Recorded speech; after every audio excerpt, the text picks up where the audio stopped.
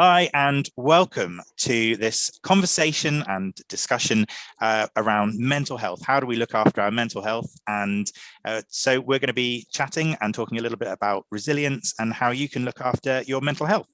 So I'm Dan, I'm the youth officer for the diocese. Hopefully I've met many of you before, and if not, I look forward to meeting you again in future.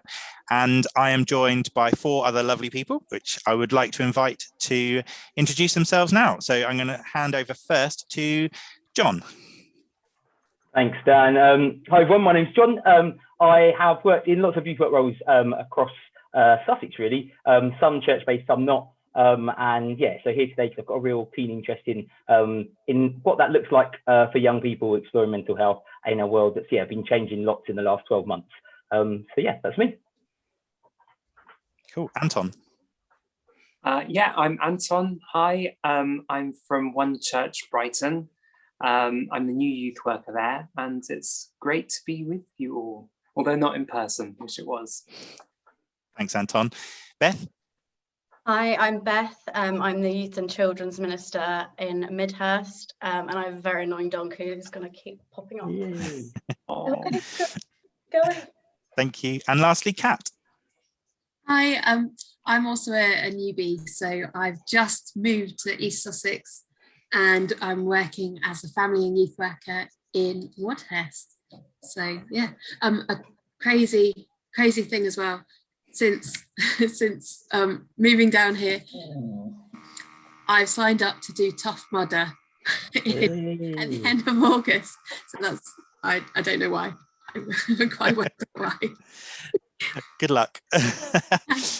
Okay, so the way that we're going to run this is that we're going to work through a few questions, and I will throw a question out, and please, any of you, feel free to share your own thoughts and experiences in relation to that, and hopefully it'll be helpful to some people. So we're going to kick off with, what is mental health? And maybe you could talk a little bit about the difference between mental health and a mental illness.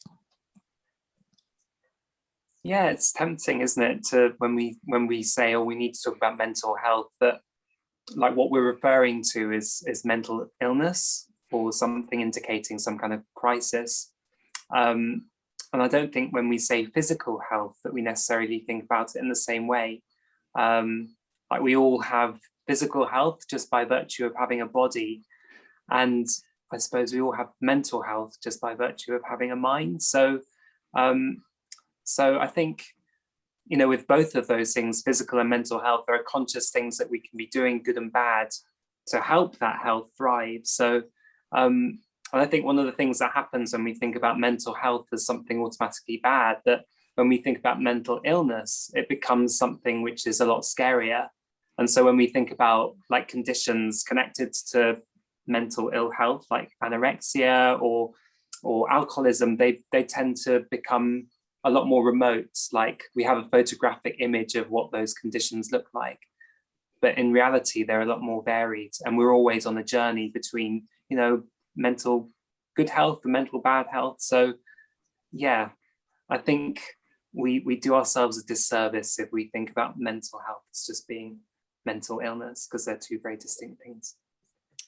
Yeah, and I think there's something around just the term health being perceived as a physical thing, and that actually we need to separate mental health and physical health in a broader conversation? Because for me, I suppose it's around what we're talking about is that we are kind of beautiful creations that function really intricately and do all these amazing things, both physically and mentally. And health is really just about doing the bits we need to do in life to make sure everything still keeps functioning and does the job that it's meant to do. And actually, we kind of get that when it comes to physical health and like the mad rush in January to get joining a gym or on a diet or all those things that kind of that we're within like our culture to access that upkeep of our physical selves, but we kind of haven't quite got there yet with mental health and actually perceiving it as a not as a negative or a positive, but actually just a process of looking after our brains and making sure that they function in the way they're meant to. Yeah, just to add to that, it's very much about kind of being able to think how are we doing, keeping that balance and keeping ourselves in check and doing what we can to look after our mental health as well as our physical health, in the same way that getting out and getting active improves and helps our fitness. So, but mental health and mental illness is very much about your ability to bounce back. So yeah, if you're in a place where, you know, there's a lot of stuff going on, it's affecting your mental health, but you're able to kind of bounce back and get past that, and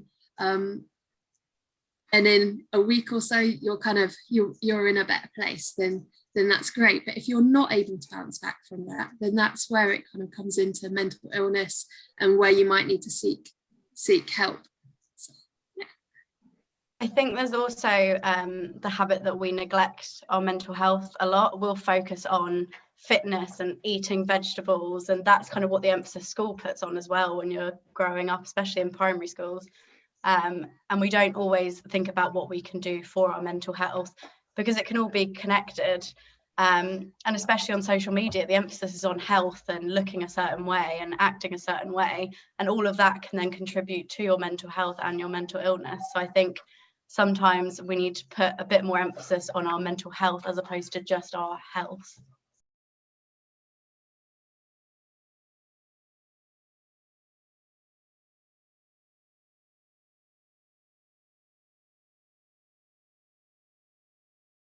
Brilliant. Thank you, guys. Okay, so my next question then that leads on from that really is, what do you do to look after your mental well-being? For me, I do a lot of walking. I don't run, I can't do it. I can't do sports, it's not for me. And I've kind of had to learn over time that maybe that's okay and I need to find something that does work for me. So I go on a lot of walks with my dog, or I just go and put a podcast on and have a walk about. Or if I'm stressed, I seem to put on like quite loud, angry music, and I just kind of walk away all of my problems. And for me, that's kind of me getting that space. And it also gives me the opportunity to pray if I need to, or just to get out of the house a bit, get away from the TV or screens. And for me, that really, really helps my mental health. I have a similar connection, Beth, but more with the musical element. And for me, like I play guitar, not with any great quality, I will add, but I enjoy playing guitar and I enjoy music as a kind of therapeutic process. But actually, I think which seems like similar to yours, is that for me, it's often the removal from everything else. It's not necessarily like I enjoy playing guitar and I enjoy singing, and sometimes it's worship and sometimes it's not. But it's the process of taking allocated time away from everything else. And I think that's, for me, is what really kind of looks after it. Sometimes that's just to process what's going on. Sometimes that's just to kind of shut it out for a little bit while my mind settles and kind of, and you can start again. So I think for me, music and playing guitar is definitely one of the things I do to look after my well-being. Yeah, I think similarly, like the brain is a body part, so it needs to be fed well and you need to exercise and get fresh air. But I think it's also not to be too obsessive about all of that. Like, you wouldn't know from from this, but I've got papers everywhere, so I'm a bit of a perfectionist, but you wouldn't realize it. So I'm like a chaotic perfectionist, so I always have to be aware of that streak in me. And I think on the days where perfectionism is bad, so the way I describe perfectionism is like that Harry Potter spell, what is it, this Petrificus Totalis. It like just makes your mind rigid. It kind of stops all thought, like you focus like a laser beam on one thing and nothing will be good unless you achieve this one thing. Meanwhile, everything is kind of falling apart. So on those days, I kind of just, instead of running away and kind of getting distracted or procrastinating, I kind of say to myself, almost like a mantra, okay, I can't do this one thing, but what else can I do to kind of further that along? What is that one thing that I can do? Maybe it's saying, if it's an assignment for homework or whatever, I'm going to write the first draft of this really badly with no full stops whatsoever, and I'm just going to do that. Or if it's washing the dishes, I'll wash the dishes badly. But it's always a first step, and it's always kind of recognizing that you are enough. And I think the second thing for me is trying to name my experience, find words for what I'm going through. So I'm a big advocate for journaling. and also prayer, just because I think when you name your experiences, you kind of get a distance from it. So it's no longer the big wave that's kind of threatening to overwhelm you. It's, you know, if you name it, then it can become like a little puddle maybe, and you can get some distance from it. And I think that's quite a dignifying thing as well. And prayer works well for me with that. I think for me now, prayer is less about asking for things and more like just like listening to myself and listening to what comes, and then maybe afterwards journaling about that afterwards. So life becomes a little bit more intentional. So yeah, but again, don't get obsessive about that. You know, we were mentioning the apps Pray As You Go and Lectio 360, which are really good for checking in at the end of every day. But, you know, I missed like 5 days in a row, and, you know, that's totally okay. When I first started, I was like, perfectionist, need to do every single day. But then I realized, well, that's just being counterproductive.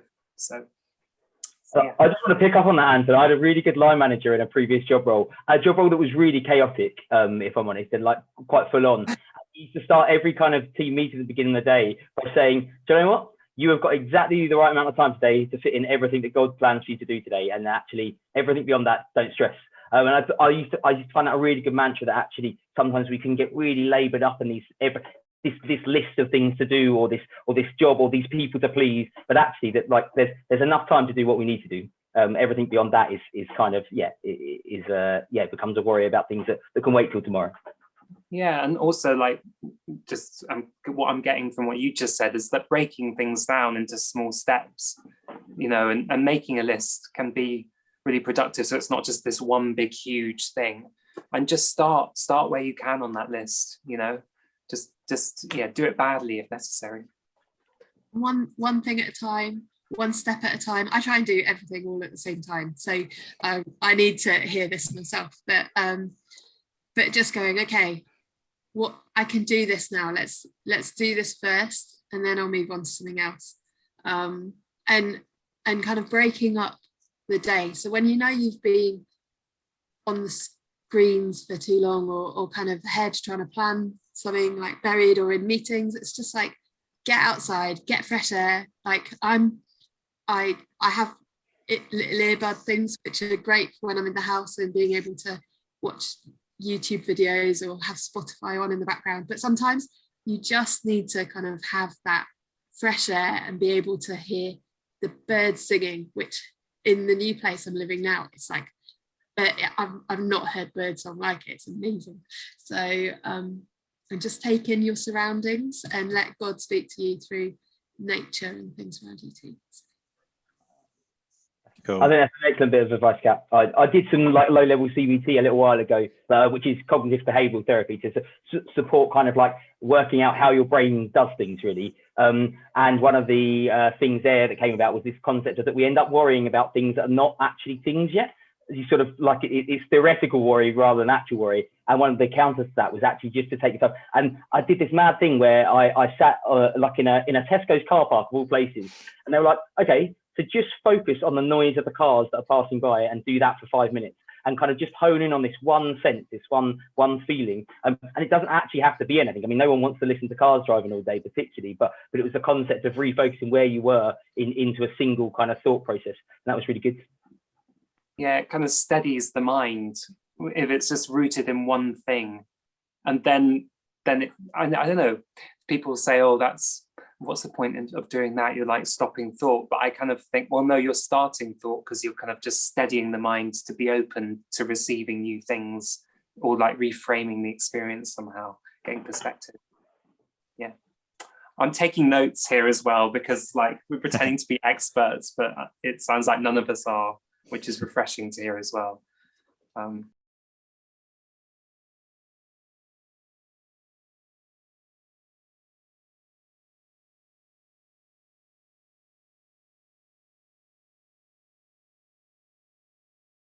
Cool. Thank you. Okay, so my next question, people say that social media can cause poor mental health. Do you agree, and why do you think that is? Yes, no, all of it.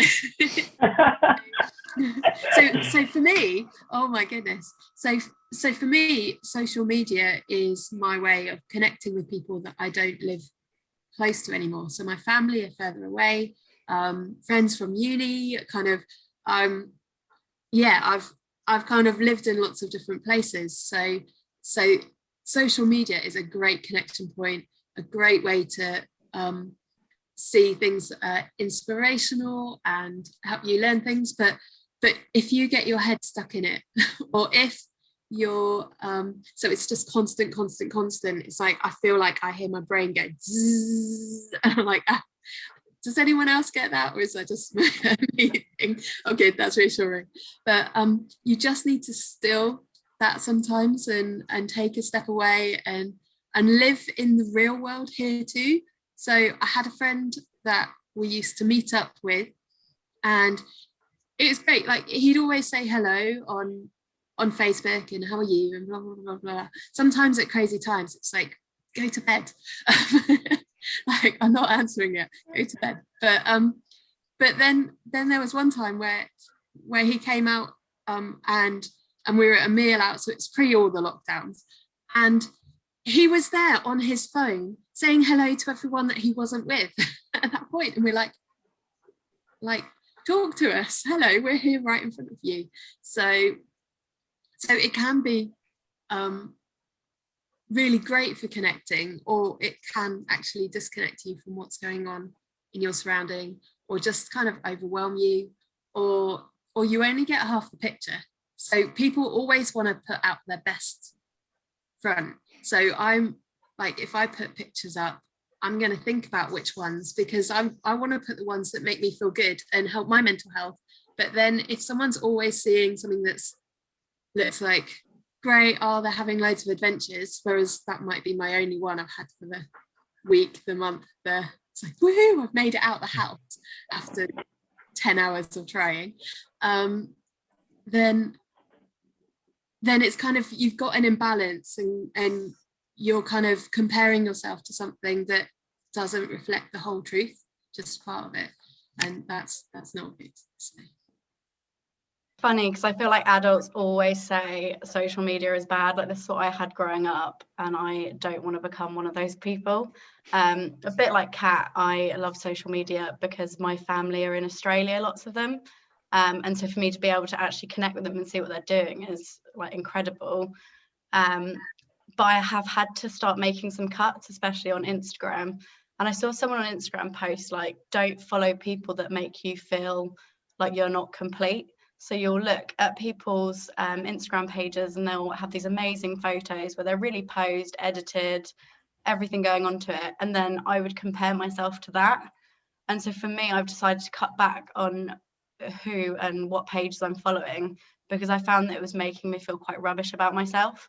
So I've started following people that look a bit more like me, or might be a similar size to me, or people who don't have loads and loads of money and go on fancy trips and go to parties and all of this, because I couldn't relate to it, and it made me think that my life wasn't as complete as theirs, when actually I'm comparing myself to what someone puts out there, which isn't always the truth at all. So I've just kind of tried to be a bit more, not cutting back on how much I go on, but cutting back on what I view when I'm there, which I've found really helpful.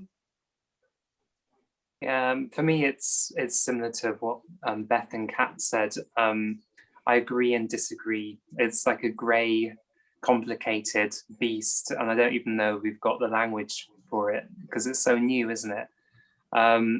But I think on the one hand, social media can be like the opposite of what we're trying to create as youth workers. You know, like safe spaces where people can be authentic and be messy and tell their stories and work out who they are and what their identity is in relation to other people. And the great thing I think about being in a room with other people in a youth group, for example, is that identity is constantly being shaped and stretched by the people that you're with. But social media can be the opposite of that, because you're always putting out a version and receiving other people's versions. And sometimes for me personally, I've felt when I was younger, it felt hard to live up to the version that I was putting out there. So I'd almost have to apologize when I went into a room with other people, which is, no way to be. So I think at its worst, social media can shut down the possibilities of, telling your story and stuff.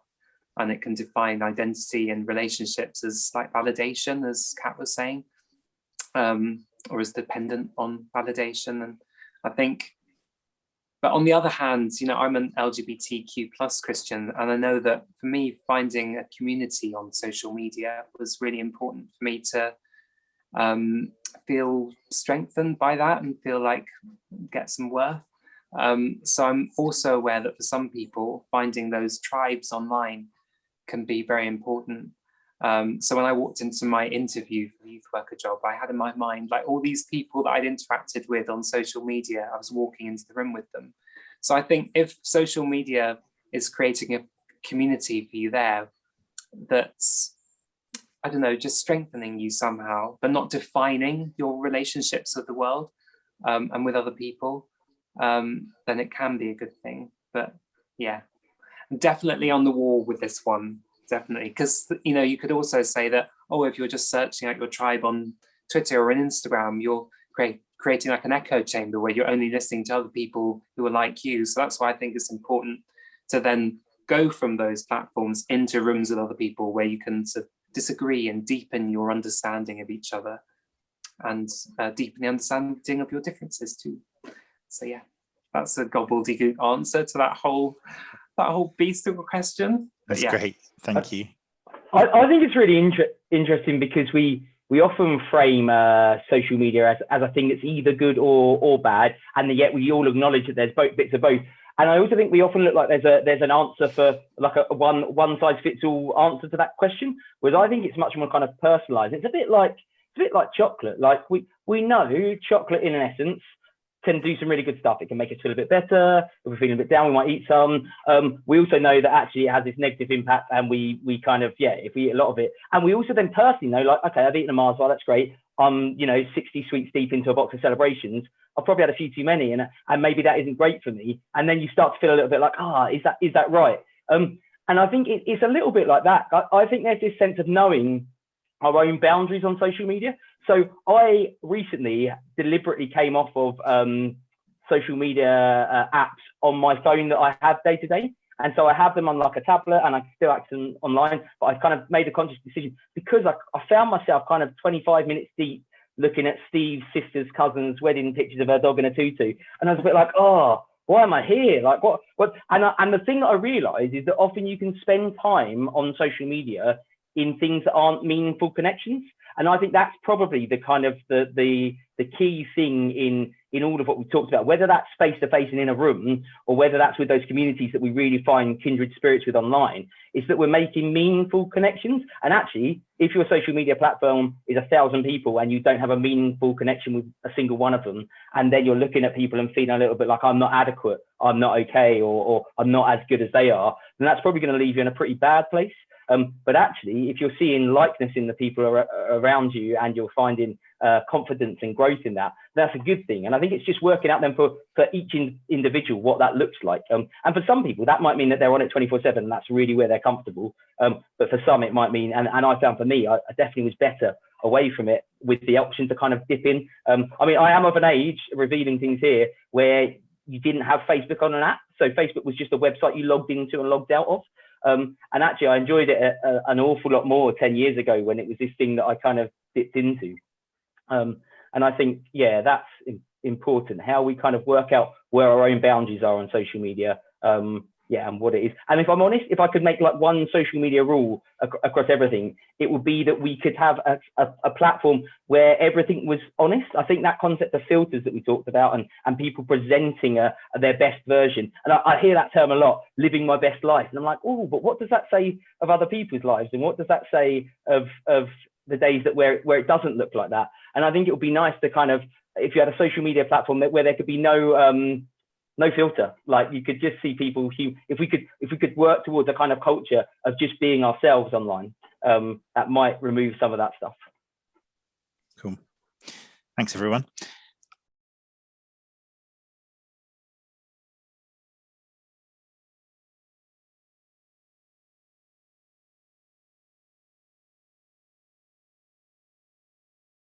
I next want to combine two questions into one.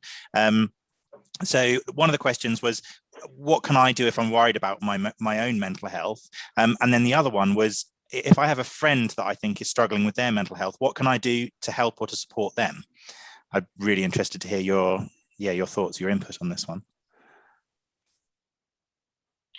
Talking is a big thing, and actually sharing it with, like, things seem so much bigger or so much more kind of complex and all kind of intertwined and like a can of worms, like if you keep it in your head or if it becomes this big secret. But when we talk to someone, it reduces that in our head, and we're not just passing the whole of that burden on to someone else. Actually, because it's not happening to them, they only take like a portion of it, let's say half, onto them as well. And so it's a healthier kind of place to be if you can share it, talk about it. It doesn't mean that they have to come with all the answers or the advice, but just to be present with you in it and be able to pray with you is really good, and just bring it to Jesus.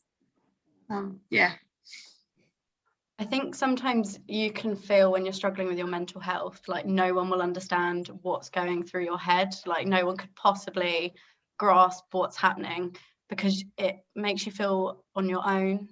Depending on what you're going through, you can just think that it's better off if you keep it inside.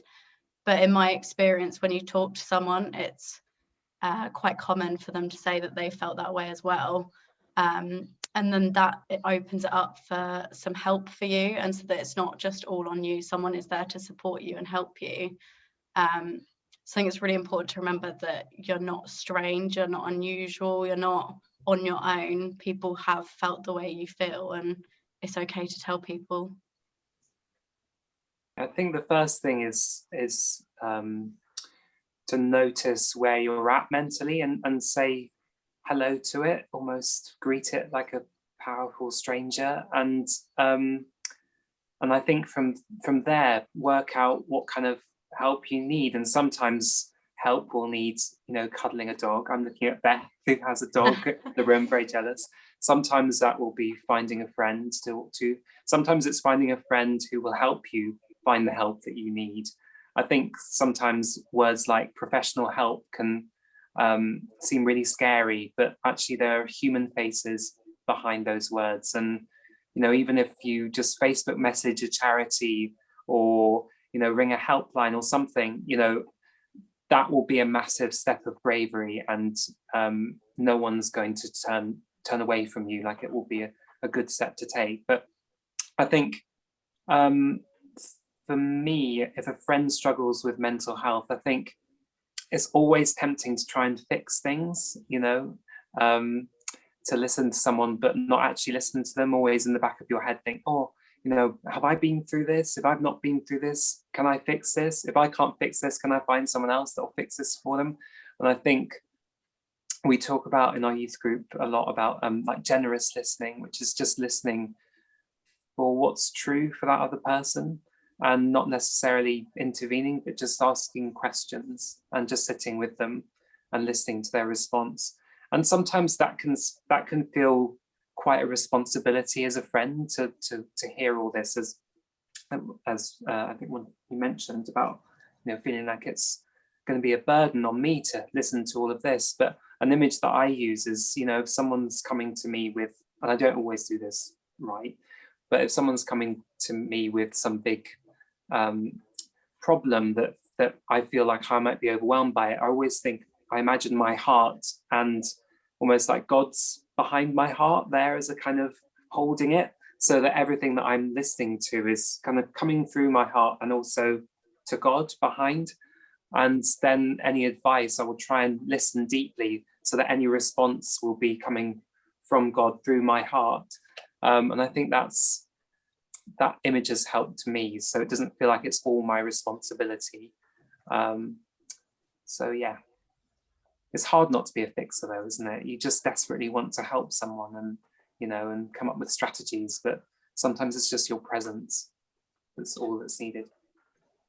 And I think there, Anton, is that actually in in an odd way, whilst it might not feel like it. And there's something about how we feel when we are looking to support someone. But you are kind of helping, and you are, even if that is just being present with them, you're moving them along. Because I had a really lovely conversation with my sister-in-law about this concept of mental health, or mental ill health rather, feeling a little bit like being caught up in a ball of shoelaces, and you're and it's a mess, and you can't quite work out where to start, and you know there's a knot down here that needs unpicking, and that actually sometimes someone coming in, they don't have to get tangled up with you to be helpful.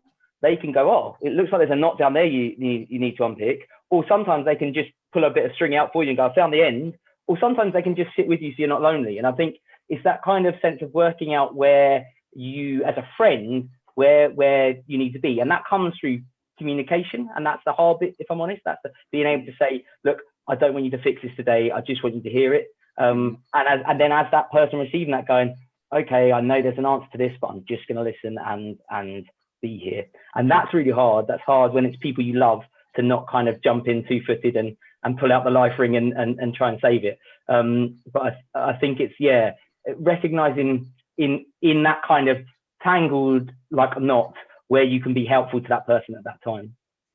Yeah, I feel like just connected to that, John, like sometimes, so I used to sit, well, I still sit with the Quakers sometimes, and the thing I love about their tradition is silence, which feeds into, you know, in the Anglican tradition, you know, contemplative worship as well. So sometimes if you just sit with a friend in silence, can be, I mean, it sounds silly, but it can really, really help. And I remember once when I was going through a rough time, I went to a Quaker meeting, and it just felt so freeing to be in a room with other people, knowing that I could sit with my grief and other people were there, and the whole room was holding you and you were holding them. And it was a massive moment of connection for me. And it really, well, it led me to kind of explore the contemplative tradition a lot more in Christianity, which is as old as time. You know, people talk about mindfulness now, but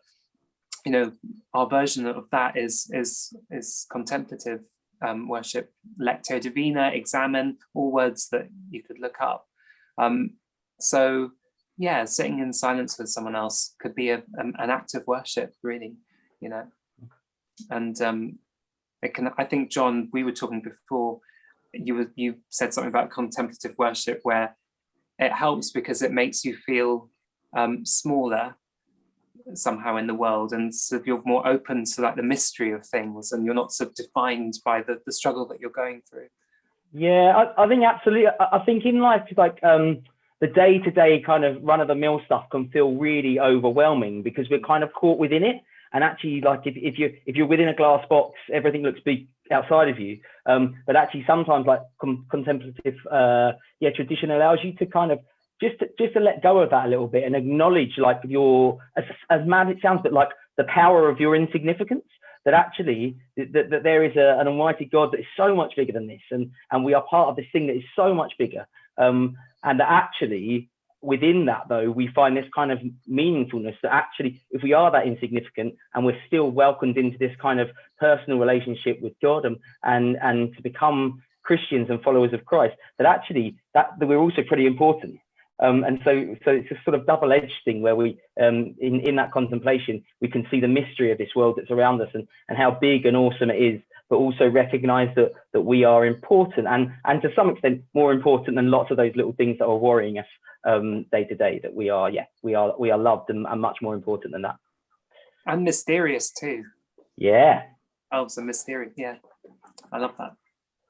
Yeah, John, you've just reminded me of a couple of chapters that's in Job. Like he's had a really tough time and he just comes to God and it's like, why, kind of what's going on, and questions God on it, and God says kind of, who are you, kind of, did you put the stars into space and the cloud sky, and the talks about creation, like the lion and its cubs, and this loads of stuff that just put Job in his place and back in that perspective of I'm God, I'm Lord Almighty, and you're just this one person, and yet it brings Job into worship and into a place where after all that rubbish and suffering and struggle, actually we see him come into a new season where things are restored to him, not just a little bit, not just where it was, but kind of tenfold, 100-fold. And then balance that with the fact that our value is not based on our merit, but it's based on Jesus and what Jesus paid for us. So it's not based on how well you did in your exams or kind of what your teachers decided to grade you with, kind of if we're in this kind of crazy time at the moment, or whether you've kind of been really good at reading your Bible each day, or it's like, do I know where it is? Like anything like that. But it's like Jesus died for you. He decided that this is the worth that you have, the value that you have, which is based on him, and not on you. So, yeah, sorry, got a bit excited there. That's a really great like link into Job, Kat, because one of my favourite bits in that is that he just comes absolutely broken. Like, he isn't denying God. He's not saying if this is happening to me, God isn't real. He's just like, God, I am done and I've had enough. Like, this is too much. And he brings that before God. And I think that's it's sometimes hard to do that. I think particularly as Christians, it's hard to, like, people are like, well, you know, you're a Christian. How can you feel down about this? How can you feel rubbish about this? Like, you believe in God, don't you? So surely that's going to be all right, isn't it? And actually to acknowledge that, like, being but believing in God and following Christ doesn't always mean that we feel like we've got it right and that we know what we're doing. And that's or that life's easy. Like, yeah. It's a struggle. Like, this is real. Life is a struggle. There's lots of stuff going on. There's lots of stuff coming at us. But Jesus says that he's with us in it, and that this isn't all it's going to be. Like, we're looking to a time that's going to be better. That's like more than better. It's going to be awesome. We're going to be with him in person, and yeah. Like, that's good, but we're stuck in now. It's good to remember that, like, God knows everything. Like, I think we have this habit where we try and hide things. Like, God doesn't need to know about that. Like, he's aware of everything, which is really creepy, but also really, like, reassuring. And I know in church, one of the common things is, oh, how are you? Oh, I'm fine. How are you? Like, we just kind of do the minimal small talk, and we do that at youth groups, everything. But actually, like, who are we trying to kid? Like, God knows that's not the truth, and the people around you care about you, and they will know if you're not telling the truth as well. And God knows that life's messy. He knows what's going on in your head, and, like, he wants you to be honest and be able to talk about these things. And I spent ages trying to hide what I was thinking in my head, because I thought God wouldn't want to know me if he knew what was going on, but of course he knows what's going on. And I think it's just good to remember that, like, God's with you, even though you're struggling with all of this, or even if you're trying to support a friend, you still have God there, and he's not going to go anywhere. Yeah, the Bible is a lot more honest about human emotions than sometimes our Christian tradition would have us believe. And you know, we're in the middle of a sermon series at the moment on the Psalms, and those are magnificent, earthy, you know, full of gutsy emotion and physicality as well. They're so muscular, and so I feel, you know, even if I think about what Beth was saying about we're known, you know, Psalm 139, it says, you know, Lord, you have searched me and known me, and we forget that. We think that God only sees the good bits, but has seen every bit of us and loves us anyway. And I think, you know, we should feel emboldened by that we can be broken, and that's okay, you know, and maybe brokenness is the first step to becoming bigger than who we thought we could be, once we accept that and not run away from it and try and fix things.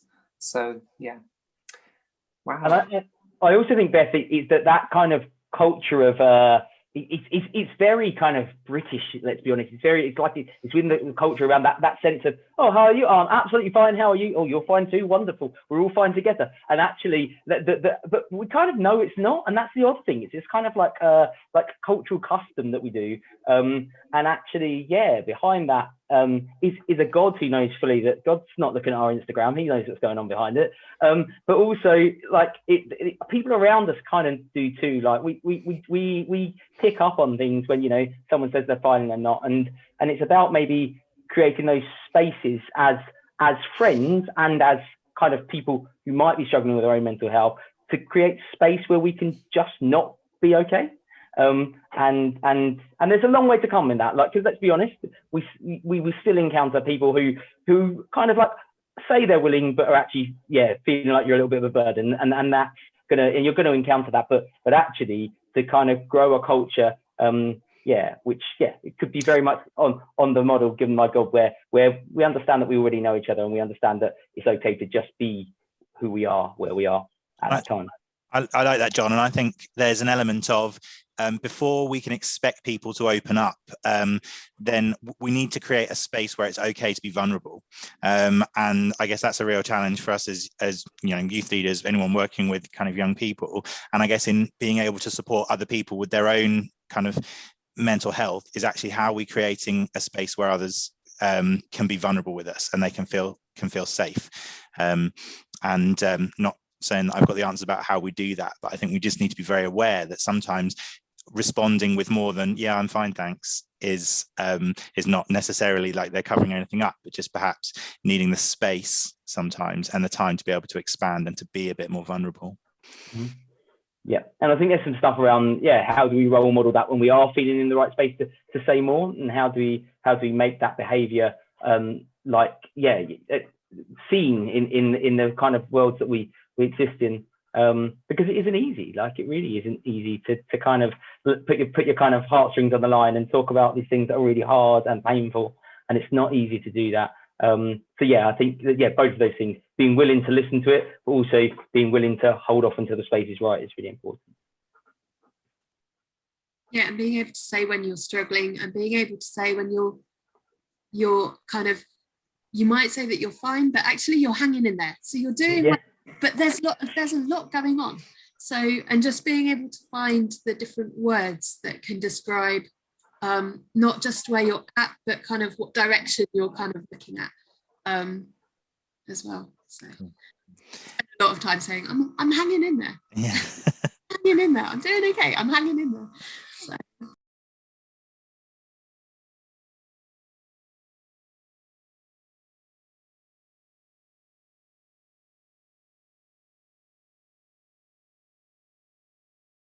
Okay, guys, so there's one more thing, and that I want to ask you before we finish, and that is, do you have any kind of top tips on how we can improve our outlook on life? What can we do to change our perspective and to improve how we see the world around us?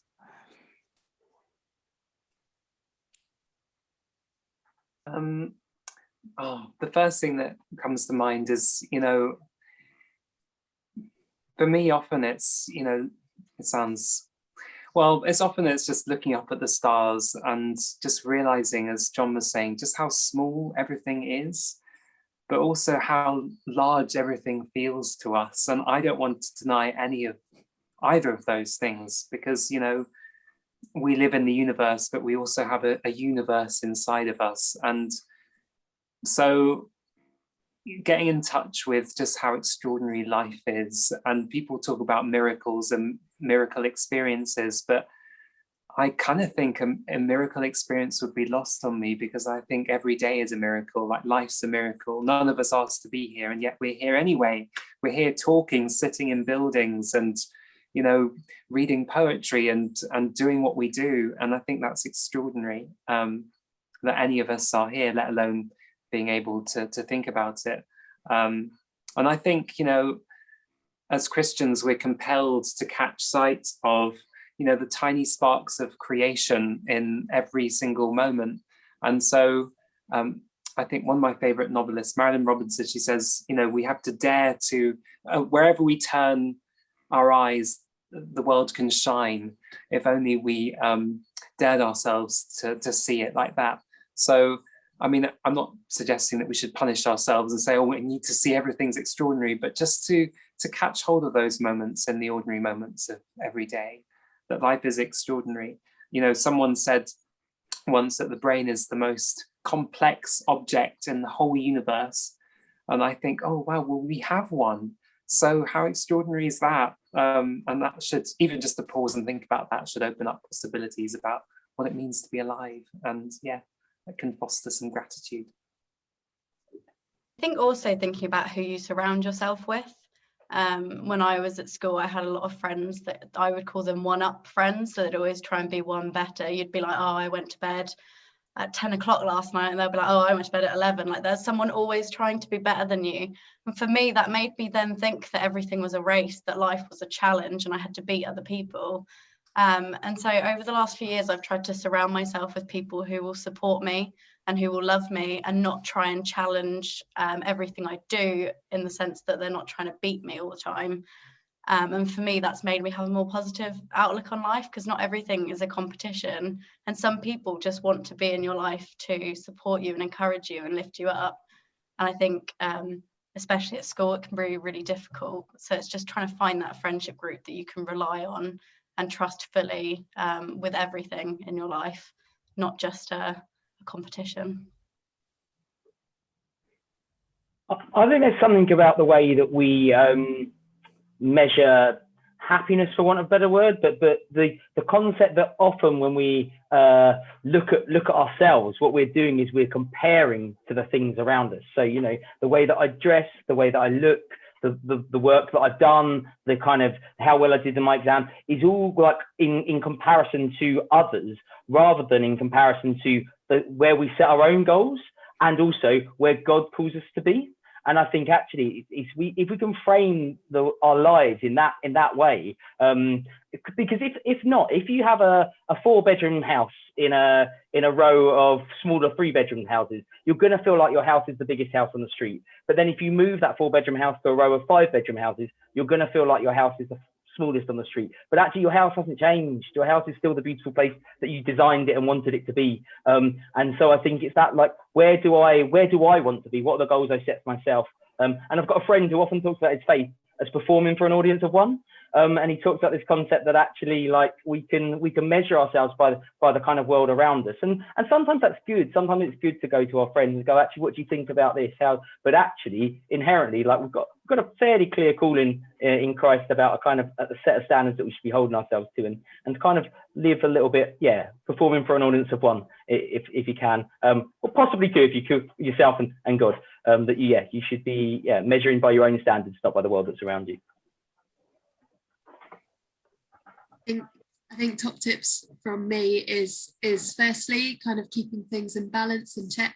So do get yourself out the house and go walk, listen to music, read something, draw something, kind of whatever it is, whether it's creative, or nature, or sporty, or just something to give you a change of scenery, and but also kind of, it really helps to set your intention. So if you're journaling, or kind of write yourself a little to-do list of kind of all those things that are going around your head, and go, okay, so what one thing can I actually do first? Like, go with a quick win, even, like do something easy first before you go on something difficult, or get the one that's horrible out of the way, so it's like that's off your plate.